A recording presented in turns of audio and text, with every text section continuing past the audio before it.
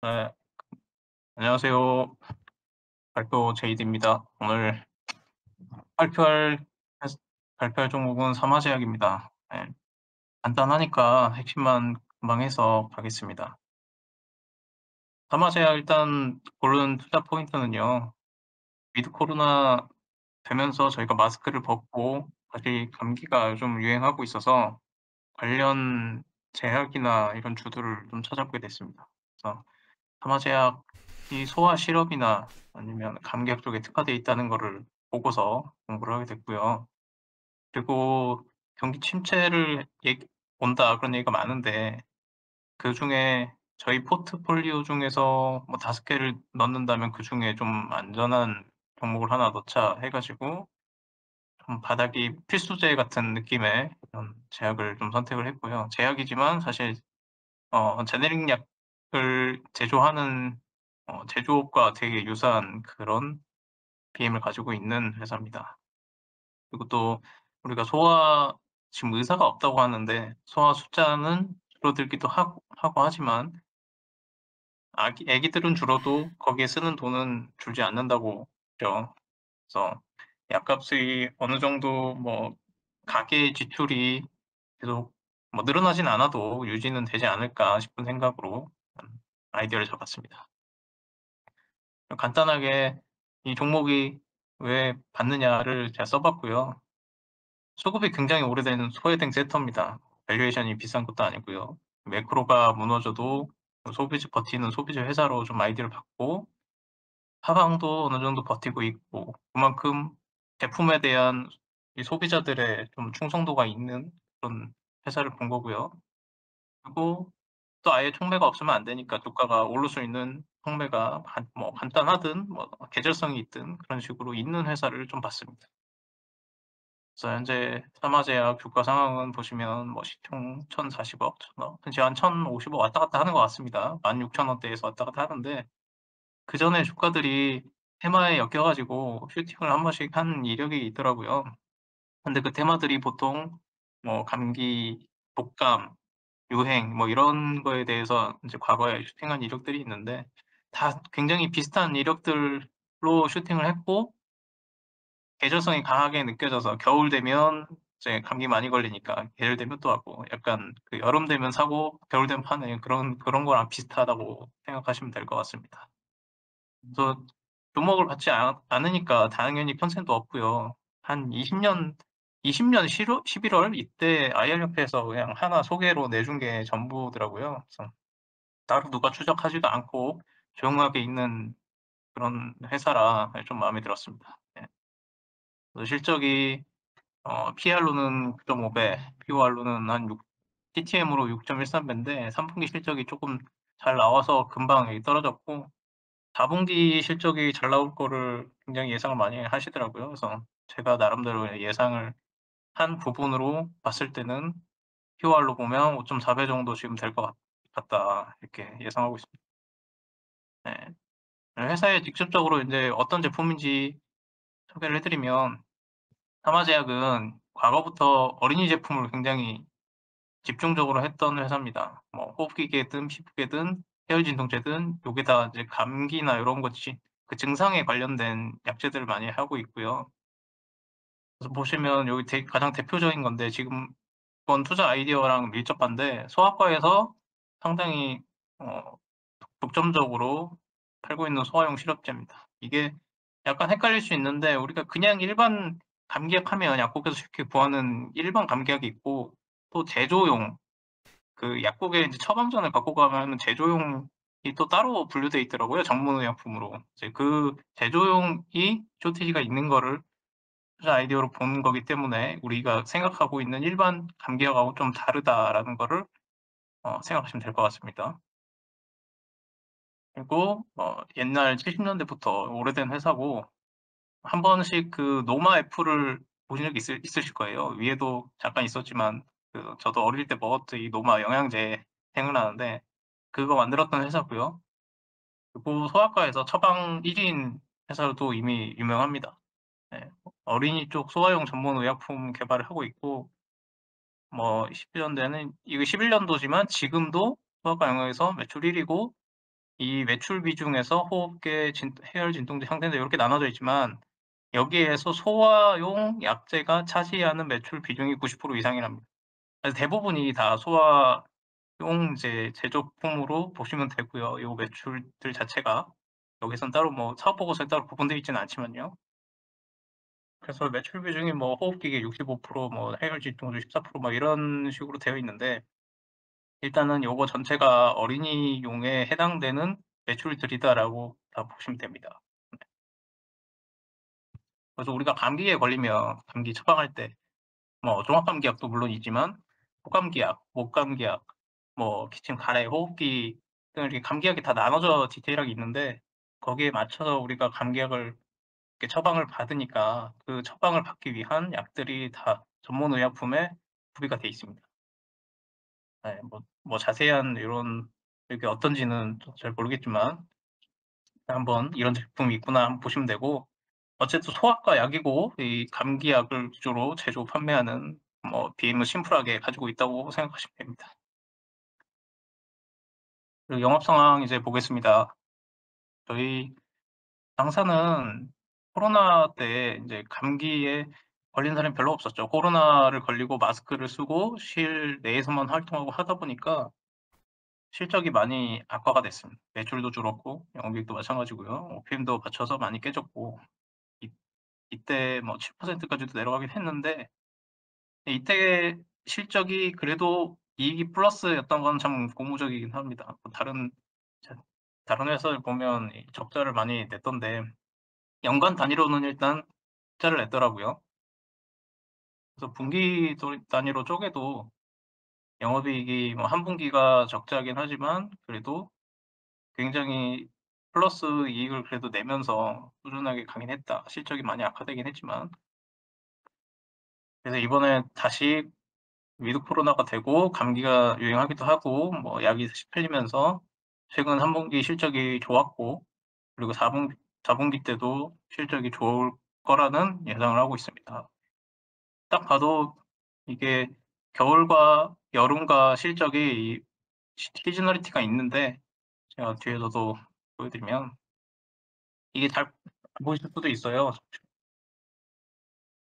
3년도부터 이제 이익인데 3분기 때마다 보시면 제가 펜이 3분기 때마다 이게 매출이 이렇게 한 번씩 계속 튀거든요. 겨울 때마다 3-4분기.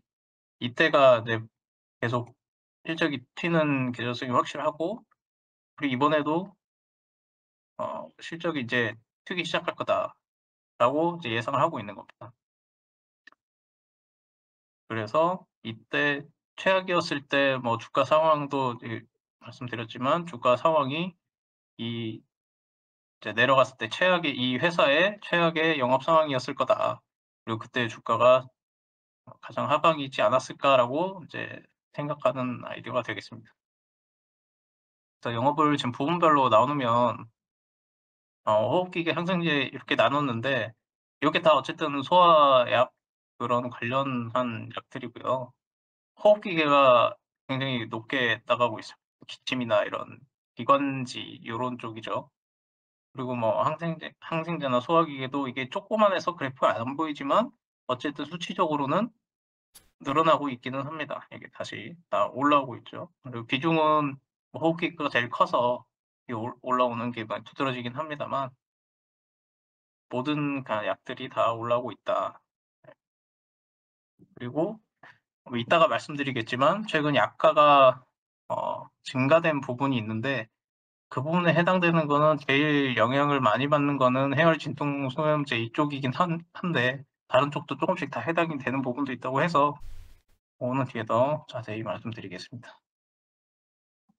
그리고 비용 측에서 영업 상황을 볼 건데 하마제약이 데이터표를 보시면 먼저 GPM이 높습니다. 하나제약, 삼화제약, 공국제약 얘네들 GPM이 높거든요. 그러면 이게 제약이 가지는 자체로 약을 만드냐, 제조를 하느냐, 아니면 상품 판매를 해서 이제 다른 데서 약을 떼와 가지고 일정 마진을 고 이제 상품을 재판매하느냐 그 차이가 나뉘는데 자체 제조적으로 자체 제조하는 회사들이 상품을 떼와서 파는 회사들보다 경쟁력이 있을 거라고 보는 것 중 하나이기도 하고요. 덕분에 OPM도 굉장히 높습니다. 삼화제약이 20%가 넘는 OPM을 받고 위에서도 아까 실적에도 있었듯 OPM이 꽤 높은 수준인 거였고요. 다른 타사들 대비 또 요것도 하나의 삼화제약을 고른 이유가 되기도 했습니다. GPM이 굉장히 과거부터 유지가 잘 되고 있어서 뭐 약간은 계속 변했지만 뭐 실적이나 약간은 계속 변해도 GPM을 계속 꾸준히 유지를 했고 판관비나 원가율도 크게 변동 없이 참 관리를 잘 해왔다. 그런 느낌이 들었습니다. 그리고 아까 여기에 제가 방금 말씀드린 제품이 78%, 하나제약이 제품이 99% 더라고요. 그래서 자체 제조가별로 하나제약도 높고 뭐 당사도 삼화제약도 뭐 충분히 높으니까 뭐 굉장히 하나제약도 후보군 중 하나였죠. 그 매출 유형이 84%가 뭐 이만큼 사업 보고서에서 볼 수 있는 내용이고요. 그 수치들 참고하시면 되겠습니다. 그리고 가동률인데 가동률이 82%가 나왔더라고요. 근데 이게 제가 나중에 이거는 물어보니까 82%가 이미 풀로 가동하고 있는 거라고 합니다. 네. 물리적으로 이거를 90%막 이렇게 넘게는 뭐 이론적으로 어렵고 실제로 이 가동이 풀케파라고 하니까 지금 이미 여력이 없이 풀로 생산하고 있는 수치다라고 하더라고요. 그리고 재무 상황입니다. 이 회사는 부채가 굉장히 없습니다. 근데 다른 그 제약 회사들도 부채가 통상적으로는 다 100% 이하 아니면 뭐 평균 뭐 50%대 이렇게 돼서 부채가 애시당초 많이 있는 섹터가 아니긴 합니다만 그래도 그중에서도 부채가 되게 적다. 뭐 금리 인상이나 뭐에 대해서 이자 비용이 늘어나거나 그런 거에 대해서 굉장히 프리한 회사라고 보여지고요. 코로나19 때도 뭐 영업 흐름이 당연히 좋았던 회사입니다. 3 분기만 안 좋았고 나머지 계속 좋았고. 그리고 주식 수가 대주주 물량이 66%, 거의 70%가 물량이 잠겨 있습니다. 그래서 과거에 슈팅을 했던 이유 중 하나가 인제 품절주라고 슈팅을 한번 했었는데 사실 그것도 되게 테마성이긴 하지만 어쨌든 유통 물량이 30% 밖에 안 돼서 그리고 전체 주식 수도 630만 주밖에 안 됩니다. 그래서 이게 사고 팔기 나올 때 저희도 힘들 수 있지만 어쨌든 이 품절주라는 것도 뭐 어쨌든 긍정적인 부분으로 보여지고요. 그리고 제가 이 회사를 봤던 이제 플로우를 한번 쭉 말씀을 드리겠습니다. 뉴스를 보면 처음에 감기 환자가 코로나 마스크 쓰고 막 다 다니니까 밖에를 안 나가고 마스크를 쓰고 다니니 감기 환자가 급감했습니다. 이때 뭐 주변에 "감기를 안 걸린다." 이런 얘기를 많이 했었죠. 그리고 저희 21년 11월에 위드 코로나 이제 조금씩 마스크를 벗기기 시작했고 그해 다음해 22년 9월 독감주의보가 이제 작년 겨울 초였나요? 독감주의보 막 발령해 가지고 독감 주사 맞고 이랬습니다. 네. 독감 맞고 그리고 10월쯤에 감기와 원료가 부족하다는 얘기가 나옵니다. 아세트아미노펜이 감기약을 만드는 저희 타이레놀 보통 이 원료거든요. 타이레놀 아실 텐데 해열제나 이 두통, 진통 이런 쪽에 쓰는 원료가 아세트아미노펜입니다. 얘네가 공급 부족이 난다는 얘기가 뜨고 그해에 11월에 감기약의 매출이 급증한다는 또 기사가 납니다. 그럼 감기약이 잘 팔린다는 얘기겠죠. 원료 공급이 부족하고 매출이 계속 늘어나고 수요는 뛰고 공급은 없고 그런 와중 또 11월에 인제 정부에서 아세트아미노펜 약가를 인상합니다. 인상한 이유는 제약사들한테 감기약이 원래 마진이 되게 안 남는 제품이었는데 약간 우리 국민의 기초 물품처럼 해 가지고 정부가 당연히 제재하는 그런 의약품이었는데 약가를 인상하죠. 생산량을 늘리라고는 해야 되는데 부실이 없으니 일단 마진을 쪼금 챙겨 주더라도 "생산 더 늘려라."라고 한 겁니다. 그래서 약가를 인상을 하고요. 이 약가가 해당되는 약재들이 이렇게 데이터로 나와 있더라고요. 그래서 여기 보시면 여러 회사들이 있는데 파마제약이 세토펜, 순방금에 있고 인상률이 있고요. 인상률이 다 각각 이 제품마다 좀 달랐습니다. 그래서 제가 요런 좀 금액이 많이 있는 요 회사들을 찾아봐서 이 제품의 매출 비중이 얼마인지 하나씩 봤거든요. 근데 이따 또 나오겠지만 매출 비중이 10%가 넘는 회사들이 파마제약, 파마제약하고 부강약품, 부강약품이 7%, 사마제약이 14%예요. 사마제약이 얘네가 차지하는 비중이 꽤 높더라고요. 그래서 사마제약을 고른 이유 중 하나도 이 아세트아미노펜 약가 인상으로 인해 매출 비중이 그나마 영향이 큰 놈을 선택한 거라고 생각하시면 될 것 같습니다. 그리고 약가 인상한 다음에 생산량을 이제 늘리라고 하죠.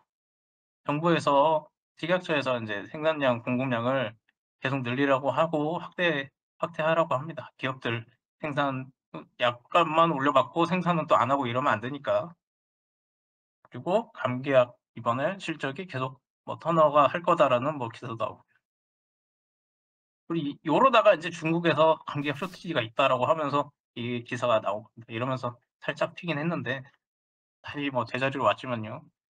중국도 당연히 코로나를 다시 오픈을 하고 너도 나도 인제 얘네는 감기 때문이라기보다는 너도 나도 코로나가 걸리니까 일단 타이레놀이나 해열제나 이런 증상을 막기 위해서 감기약을 엄청 땡겨 갔다고 합니다. 그래서 분기가 났다고 하는 건데 어쨌든 이 중국의 쇼티지 때문에 잠깐 튀었고 거기서 또 문제가 하나 있던 게 요 아세트아미노펜이라는 게 원료가 중국에서 수입을 많이 한대요. 그래서 최근에 중국에서 아세트아미노펜 최대 제조 기업의 수출 금지를 때렸습니다.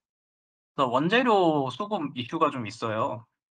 근데 원재료를 그래서 확보를 제대로 할 수 있는 거래처가 확실한 이제 애들만 저희가 좀 쳐다봐야 되지 않나라고 했는데 사마제약의 원재료는 중국에서도 받지만 미국에서도 받습니다. 그리고 지금 남아 있는 원재료 재고는 6개월분이 남아 있다고요.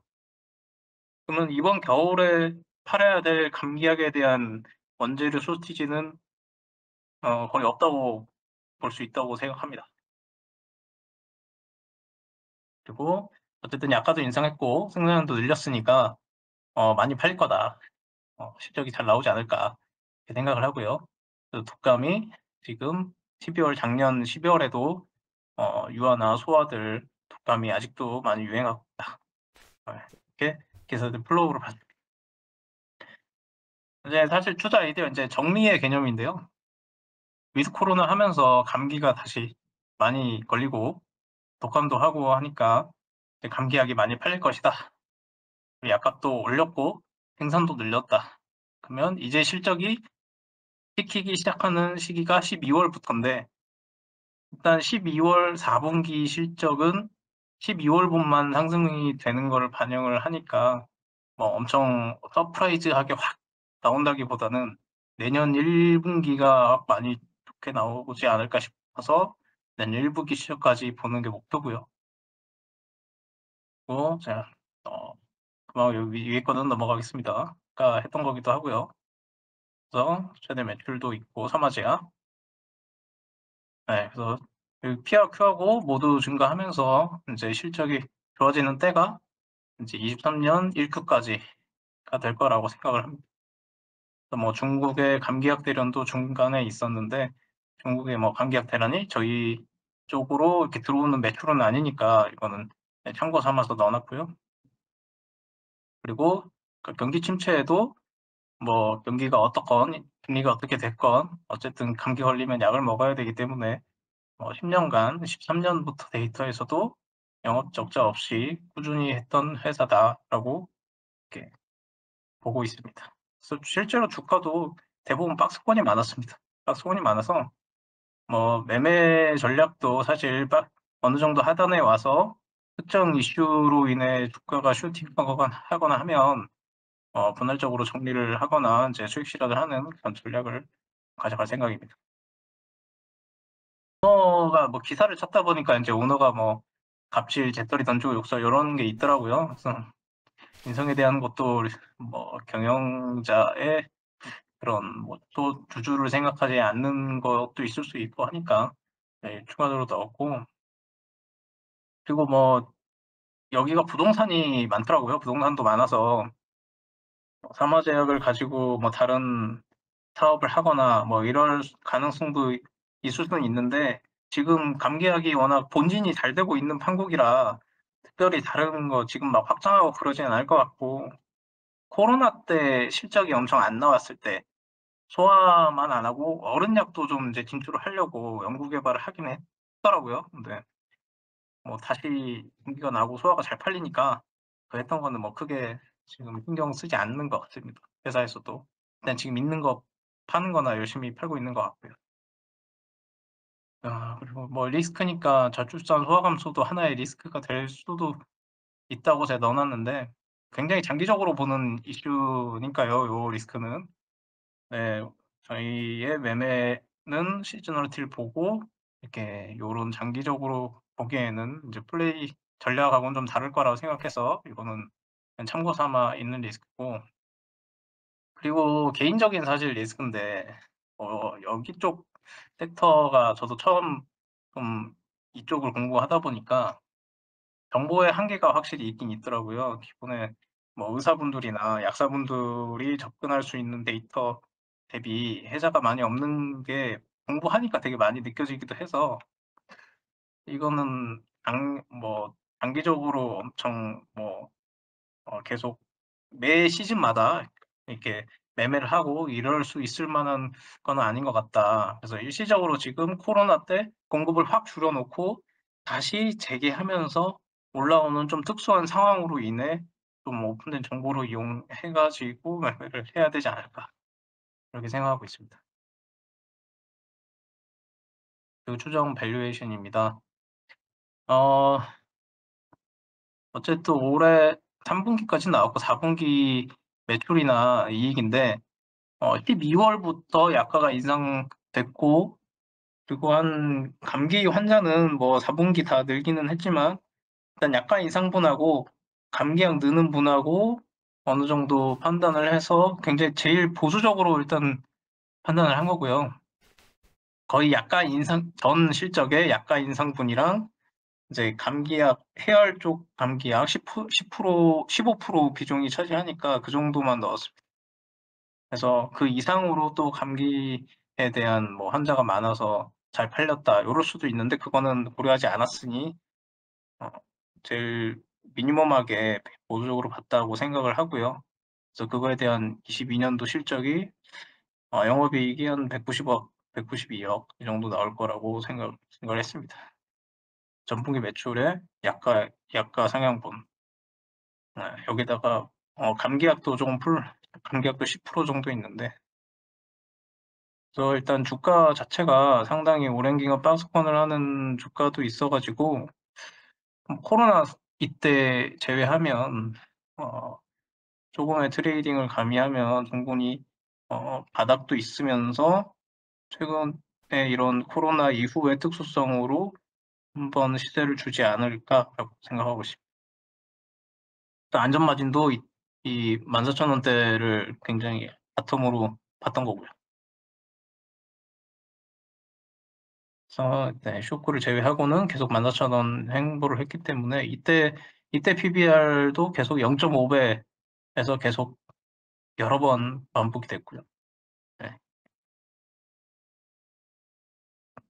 그래서 현재 22년 예상 멀티플이 이거 제가 잘못 썼네요. 지금 멀티플이 5.9배고 과거 수준의 멀티플을 현금에서 9배로 이제 봤었고 업사이드가 50% 정도 생각하고 있습니다. 그래서 최저가 PBR 그때 14,000원대가 이 구간이거든요.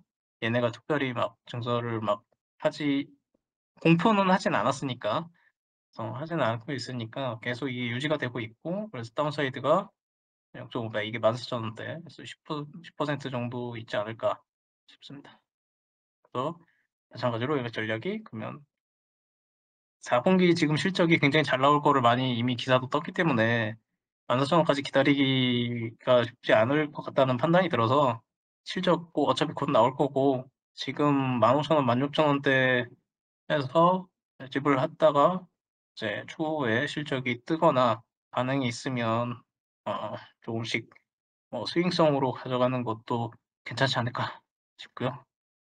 또 나중에 뭐 이게 크게 반응이 없거나 뭐 더 좋은 그런 반도체가 특히나 정말 막 돌아서서 간다면 이제 나중에 갈아타고 현금처럼 쓸 생각도 있습니다.